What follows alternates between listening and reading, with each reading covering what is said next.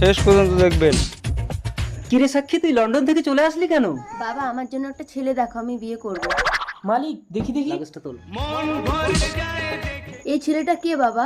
আরে ও তো আমাদের বাড়ির চাকর রামু। ভগবান, তুমি আমার মেয়ের জন্য একটা ভালো পাত্র খুঁজে দাও।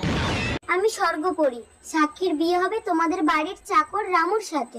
অসম্ভব, আমি একটা চাকরকে বিয়ে করব। বিধির লিখন কেউ খণ্ডাতে পারে না। বাবা তুমি এক্ষুনি চাকরটাকে ঘর থেকে বের করো। এই রামু, হ্যাঁ মালিক। এই তুই এক্ষুনি বেরো আমার ঘর থেকে। মালিক আমি না খেতে পেয়ে মরে যাব। এই তুই মরলেই আমার মঙ্গল হবে, যা বেরো।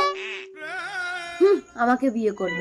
পরি কোথায় তুমি? তোমার জন্য মালিক আমাকে তাড়িয়ে দিয়েছে। আজ 2 দিন আমি কিছু খেতে পাইনি। খাবারটা খেয়ে নে রামু, চিন্তা করিস না, ওই সাক্ষীর সাথেই তোর বিয়ে হবে। সাক্ষী মা, দেখ এদের মধ্যে কাকে তোর পছন্দ, তাকে তুই বরমালা পরিয়ে দে।